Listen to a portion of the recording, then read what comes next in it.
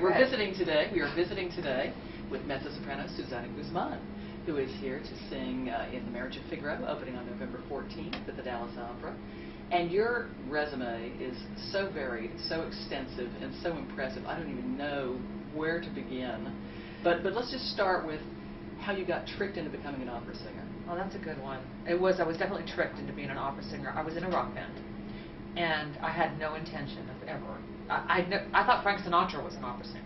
I mean, that's how classical music was in my house. So just no classical music whatsoever.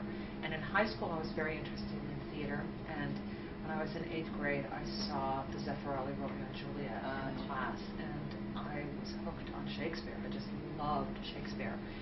So I was really interested in singing, but not quite sure which direction to go. So I sang in a rock band. It was the most accessible thing to me in high school. And when I graduated, I got in a touring band, and we did all the local clubs. I did the Whiskey. At the time, it was called the Whiskey A Go-Go, and Gazzari's, and our band even opened for Van Halen, which was really fun. You're kidding? We were at Gazzari's, and they were the headliners, and we were the 7 o'clock band. So I actually never met Eddie or Valerie Bertinelli, but we're on the same bill as them. So somewhere there's a bill that says Dakota and Van Halen. And then we went on a tour, and we did originals and top 40 music. And we're on a tour, and I totally lost my voice because I just have this naturally loud voice. Mm-hmm. So they kept on turning me down, and I kept singing louder. And smoke-filled rooms, at the time you could smoke everywhere. Sure. Lost my voice. And a friend of mine said, "You lost your voice because you have no technique. You need to learn how to sing so you don't hurt yourself." And I went to a teacher, and she said, "You're going to learn an aria, and it will be like therapy, just like a sports person would do therapy. And it's going to heal your voice, and then you can go back and sing rock and roll." So I was with her for about 2 months, and she gave me the habanera to sing. And then she said, "I want you to sing for Dr. Van Grove." So I went to Dr. Van Grove's office and sang for him, and he said, "Okay, you can have the part." I said, "What part?" And he said, "Well, I'd like you to sing Carmen for us." I said, "What are you talking about?" And he said, "This is an audition, and we're doing the opera Carmen, and you just sang the habanera, and we'd like you to sing Carmen." I said, "What kind of doctor are you?" And he said, "Doctor of music." And I totally thought he was an ENT, and then I was going to get the green light to go back and sing in my bands. But something about it was intriguing. An opera in French, which I was a Francophile. I loved French, but yet it was about a Spanish gypsy, and who doesn't love gypsies? They're so magical. And who doesn't love Carmen, for that matter? Well, I didn't know what it was. I'd never heard of it before, ever, except, the tune was vaguely familiar from Gilligan's Island. I was so naive about this that when I went, it was a summer program at Inspiration Point Fine Arts Colony, and it was thrilling to be at. So the first time I'd ever seen an opera, I was the lead.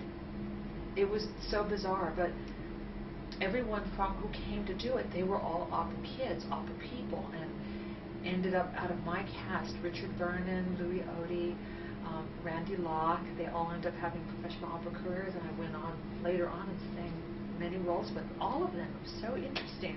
But Carmen became one of your signature roles. It was indeed, but who've been your Don Josés?